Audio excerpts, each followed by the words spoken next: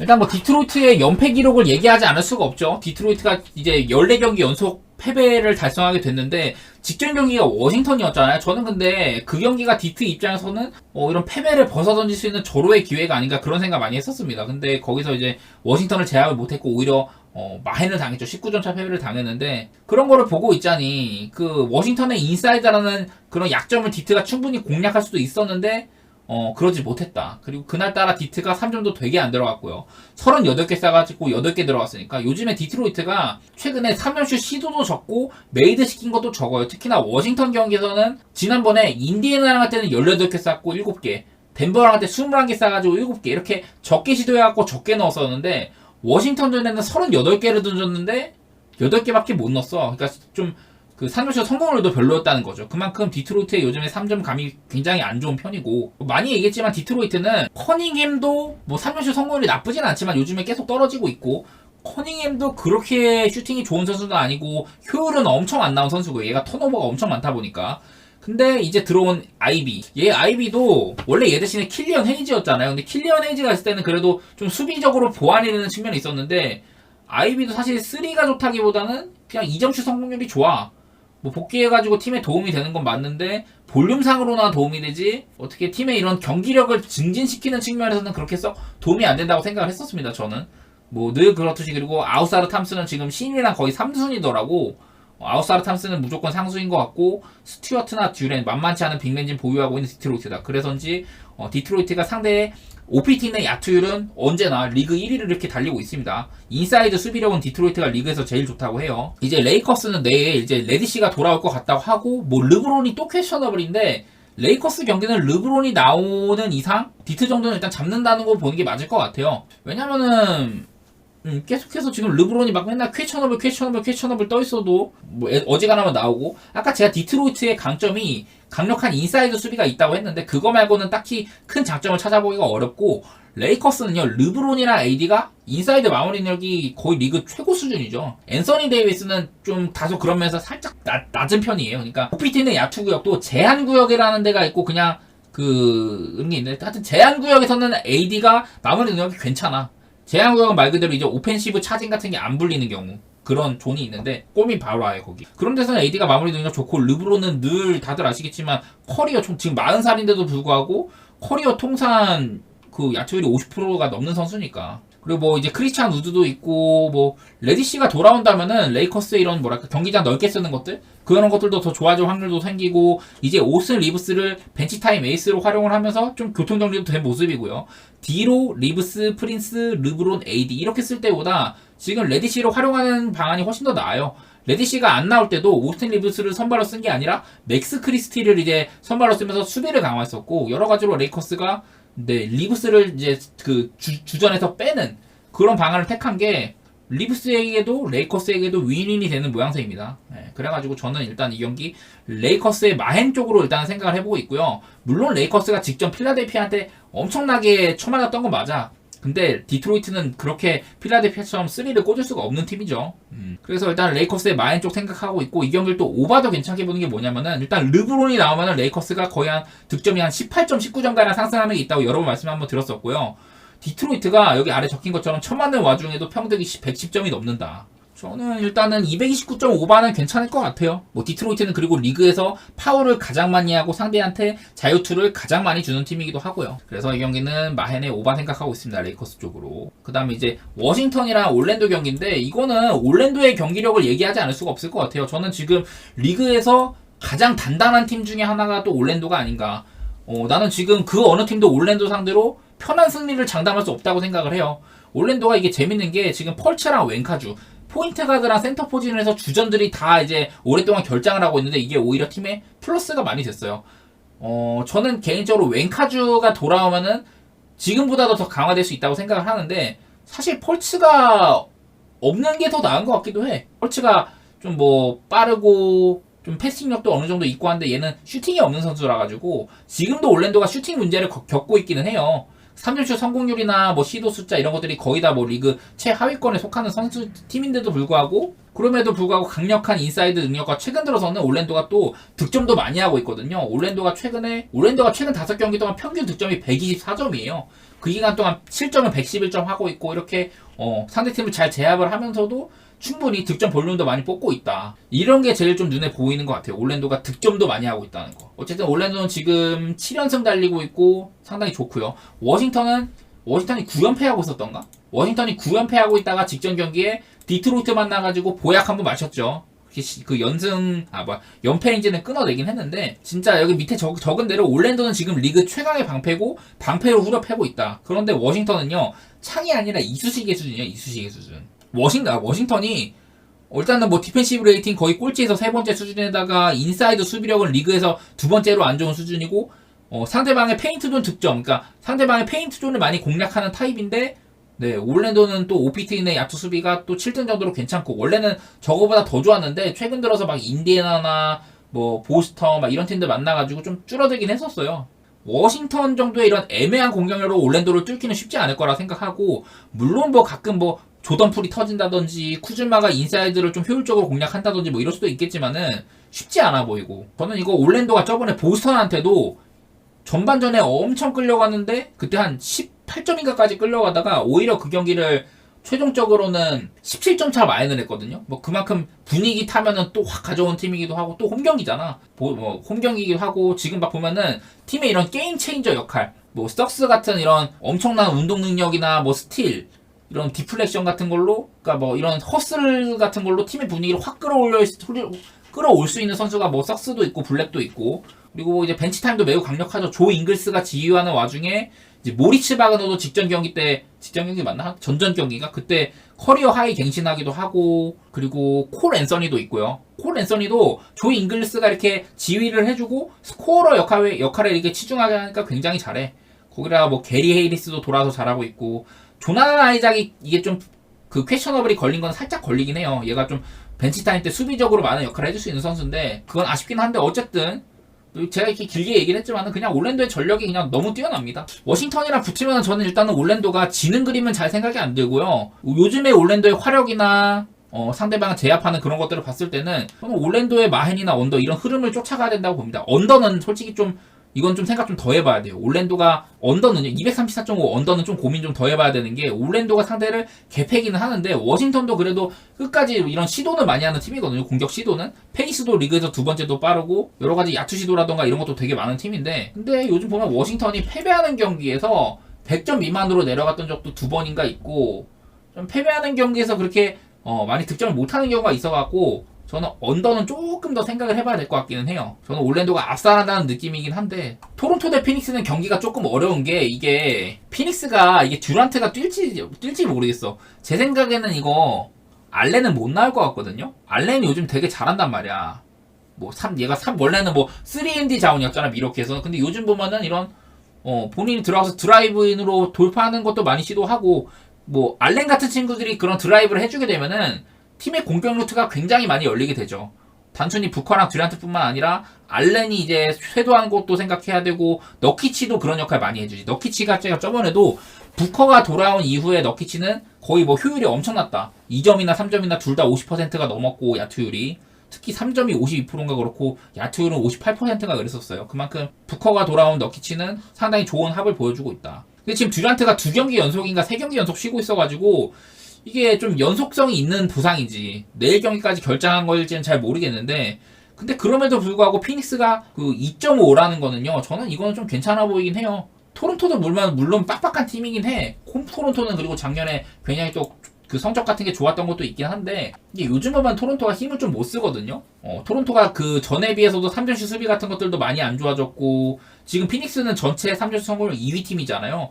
피닉스가 뭐 부커가 돌아오고 상당히 잘하고 있고, 최근에 7연승 중이기도 하고, 제가 뭐 토론토 얘기할 때도 시카고 얘기하면서 시카고나 토론토는 팀을 분명히 올 시즌 중간에 엎을 거다 이런 얘기 많이 했는데, 토론토도 계속해서 아누노비나 시아캄 같은 친구들을 받아올 에셋 같은 것들을 막 생각하고 있다. 에셋 같은 것을 생각하고 있다. 이 정도로 얘기가 많이 나오는데, 저는 이거 듀란트의 결장이 생기면 좀 변수긴 하겠지만은, 저는 뭐 알렌이 안 나와도 오코기 같은 자원도 있고 뭐 대체자는 있다고 생각하고요. 2.5 마인 생각하고 있고, 그리고 언더오버는 좀 오바 쪽으로 생각을 해볼게요. 지금 피닉스 경기에서 어지간해서는 오바가 많이 나와. 저번에 막 멤피스 같은 애들 만났고 그때 멤피스가 89점에 그쳤거든요. 그랬을 때는 이제 좀 언더였었는데 토론토 정도면 그래도 상대랑 이렇게 같이 합을 좀 맞춰주는 팀이기도 하거든요. 저는 일단은 이 경기 오바에다가 뭐 피닉스의 2.5 마인 쪽 일단은 그렇게 보고는 있어요. 근데 그 아주 좋지도 아주 안 좋지도 않은 경기인 것 같아. 뉴올 대 필라는 지금 필라델피아가 직전 레이커스전에 워낙에 잘하기도 했고 약점이 안 보이죠. 거기다가 이제 우브레까지도 슬슬 돌아올 준비를 하고 있다. 우브레가 여기는 지금 아웃으로 나오는데 우브레가 팀 훈련까지 참여했다는 것 같더라고요. 우브레까지 돌아오면 사실상 거의 뭐 로테이션 멤버들 중에서 결장이 없는 수준이고 충분히 지금 닉 널스 감독이 와가지고 필라델피아의 윙농구로 완전히 정착을 잘 시켰죠. 하든을 보낸 대신에 받아온 게 코빙턴, 바툼, 모리스 전부 다 윙만 받아왔단 말이야. 근데 이 닉 널스 감독이 윙들을 굉장히 좋아해요. 윙들을 잘 쓰기도 하고 윙농구도 도가 텄고 그걸로 증명도 했던 감독이고 토론토에서. 그래가지고 지금 필라델피아가 굉장히 팀적으로 잘 굴러가고 직전 경기에 맥시도 3점슛 엄청나게 잘 보여줬고 엠비드도 여전했고요. 그야말로 지금의 필라델피아는 살짝 중간에 안 좋았을 때도 있었는데 그때는 뭐 이런 그 일정 같은 것도 워낙에 험난했었고. 근데 요즘에 필라델피아는 진짜 약점이 안 보이는 것 같다. 반면에 이제 뉴올리언스인데 뉴올리언스가 최근 두 경기 동안 마카넨이나 막 클락슨 같은 애들 빠지고 있던 유타한테 2연패를 당했잖아요.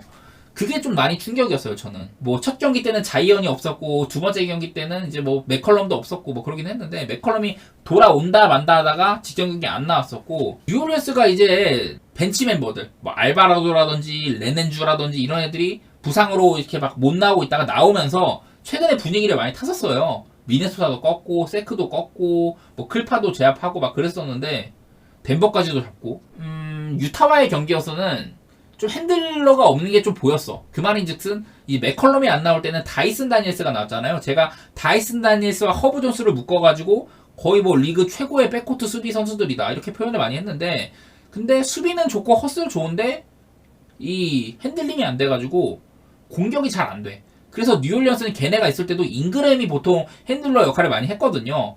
근데 뭐 잉그램도 이제 뭐 키도 크고 뭐 미니 듀란트라고 불릴 정도이긴 하지만은 사실 핸들링적인 측면에서는 우수한 선수까지는 아니에요. 그래가지고 조금 뉴올리언스가 직전 유타와의 두 경기에서는 다소 아쉬웠었고 맥컬럼이 돌아온다면 그런 핸들러 역할을 보완해줄 수는 있겠지만은 맥컬럼도 어디까지나 S급 핸들러는 아닙니다. 그래서 저는 이 경기는요 필라델피아보다는 뉴올리언스의 약점이 조금 더 보이는 것 같고 그리고 필라델피아의 마인값 같은 게 크지가 않다는 거. 뭐 필라델피아가 뭐 이제 좀 로드 트리웨라고 해야 되나 그런 거 이제 좀 그런 거기도 한데 백투백도 아니고 저는 그렇게 1.5마인밖에 안 받을 정도인가 싶어요. 필라델피아가 1.5 정도면 마인 해줄 것 같고 그리고 227.5가 기준인데 저는 일단은 오바를 좀 생각은 하고 있습니다. 오바 생각은 하고 있어요.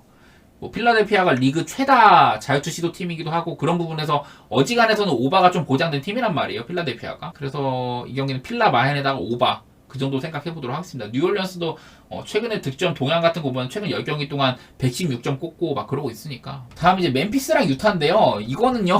나는 이거 좀 신기한 게 왜 멤피스가 마행 받은지 잘 모르겠거든요.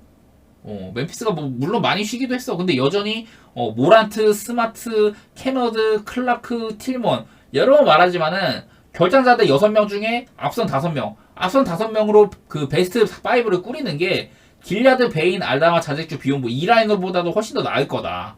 그런 얘기 많이 했었죠. 그만큼 부상도 많고 얼마 전에 그 앤트맨 미네소타의 앤트맨이 멤피스전에 97대 119로 승리를 하고 그런 얘기를 했어요. 나는 이런 분위기 처음 본다. 작년인가 재작년에 앤트맨이 이제 멤피스 원정 갈 때마다 멤피스가 워낙에 좀 어린 선수들도 많고 모란트를 바탕으로 빠르고 막 재밌는 농구 하니까 관중들의 성원이 어마어마했단 말이야. 그래서 앤트맨은 본인 스스로가 나는 멤피스에 와서 경기하는 거를 즐긴다. 막 이런 식으로 얘기를 했는데 근데 올 시즌 멤피스 경기장 와가지고 이렇게 죽어있는 것 같아. 스타디움이 죽어있는 것 같다. 이런 표현을 했거든요. 그야말로 지금 멤피스는 진짜 초상집이에요. 초상집. 왜 초상집인지는 다들 아실 거고 이렇게 결장자도 많고 팀 분위기가 워낙에 너무 안 좋다 보니까 중간중간에 막 샌안토니오 상대로 이기고 클파 이기고 이런 건 있었는데 그때 나는 유타가 지금 최근 두 경기 동안 뉴올도 잡고 물론 이게 마카넨이 없기는 한데 마카넨이 없는 기간 동안 오히려 캐슬러가 돌아오면서 잘 때워주고 있거든. 저는 이거 유타가 왜 프레인지 솔직히 말해서 잘 모르겠어요. 물론 유타가 그 뉴올리언스를 이긴 건 홈발도 있었을 거야. 멤피스나 유타나 지금 다 못하는 팀은 맞는데 저는 아무리 그래도 유타가 4.5프레임 받았으면 저는 이거는 좋다고 생각을 하고요. 멤피스는 여전히 득점 관한 부분은 답이 없는 팀이거든요. 유타가 뭐 올 시즌 뭐 사실 수비가 뭐 좋은 팀은 아니지만은 마카넨이 나가 있는 동안 그 가드 포지션, 백코트 수비를 강화를 했고, 그리고 이제 워커 캐슬러가 돌아왔잖아요. 강력한 골밑 수비수가. 그러면서 뉴올리언스 상대로 굉장히 잘 싸웠다는 걸 생각을 하면은 저는 내일도 멤피스가 그렇게 많은 득점은 못할 거다 이렇게 보고는 있거든요. 멤피스가 최근 10경기 동안 104득점밖에 못하고 있거든. 그래서 225.5 언더면은 나는 나쁘지 않은 것 같아.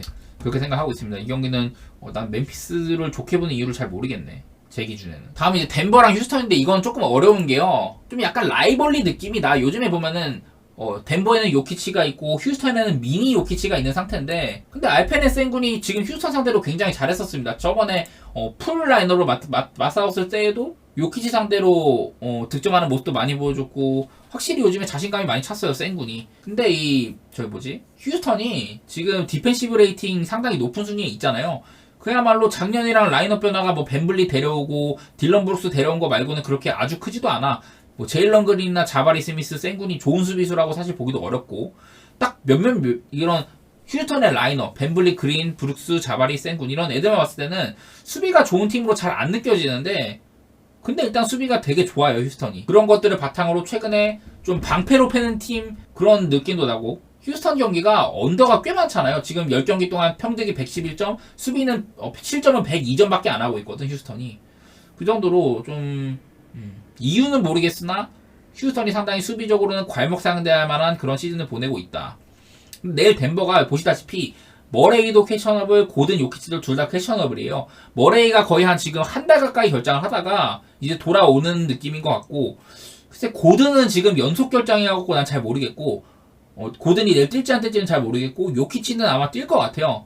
요키치는 그냥 관리 차원에서 한번 빼준 게 아닌가 싶긴 한데, 어쨌든 직전 경기에서 덴버가 무려 클리퍼스를 상대로 1, 2, 3옵션이 없는데도 그날 레지 잭슨이 엄청난 활약을 했고, 디안드레 조던도 몇 년 만에 더블 기록하고 했었잖아요. 그래서 이가 없으면 잇몸으로 보여주는 모습이었는데, 심지어 그 경기가 덴버가 원정이었다. 홈덴버는 다들 아시겠지만 올 시즌에 홈덴버가 8승 무패예요. 8승 무패. 반면에 휴스턴 같은 경우는 올 시즌 홈에서는 8승 1패인데 원정은 0승 6패였다. 그런 것들을 생각을 하면은 저는 일단은 덴버가 승리할 가능성은 높다고 생각을 하는데, 이것도 역시나 출전 여부에 많이 따라 달라질 것 같습니다. 머레이, 고든, 요키치 이런 친구들이 출전을 하냐 마냐에 따라 달라질 것 같고, 레지 잭슨이 직전 경기에 훌륭한 활약을 보인 건 맞는데 그건 솔직히 좀 나는 비정상적이었다고 생각을 해요. 그거는 너무 그냥 그날 확 튄 거다.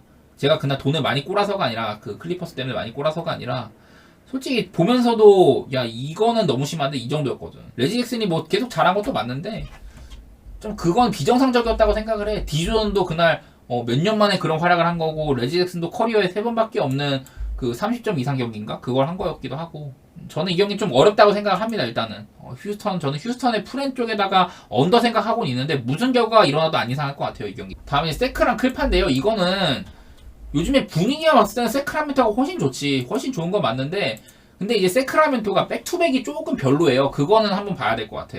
내일 세크라멘토는 아무래도 키건 머레이가 돌아올지는 모르겠으나 지금은 돌아올 가능성이 높은 것 같습니다. 어제 경기를 쉬었기 때문에. 원래 퀘셔너블이었는데. 그래서 지금 세크는 아무래도 풀라인업의 가능성이 높고, 박스가 돌아온 세크는 제가 여러 번 설명했고, 어제도 이제 볼스 상대로 일단 승리를 거두면서 인시즌 토너먼트도 또 진출했잖아요. 여러 가지로 세크는 분위기 자체는 좋은 것 같고, 조금 처져 있었다가 돌아온 것 같고, 중간중간에 이제 슈터들이 결장을 하면서 세크가 원하는 농구가 안 풀릴 때도 있었는데 지금은 많이들 돌아왔어요. 반면에 클리퍼스는 딱히 지금 결장이 있는 것도 아닌데 워낙에 팀이 잘 안 돌아갑니다. 지금 하든, 맨, 조지, 카와이, 주바치 이렇게 지금 라인업에 서 있는데, 제가 그때 클리퍼스랑 덴버 4쿼터를 다 봤는데 클리퍼스 구성상으로 하든이랑 웨스트브룩이 같이 코트에 있으면 안 되거든요. 둘이 같이 코트에 있을 때 이 마진이 제일 낮아. 근데 4쿼터 때 한 10점가량 앞서고 있던 경기를 오히려 뒤졌잖아요. 그 경기에서 4쿼터 때 대패를 했는데 코트 위에 웨스트브룩이랑 하든을 같이 세워두는 경우가 되게 많았어요.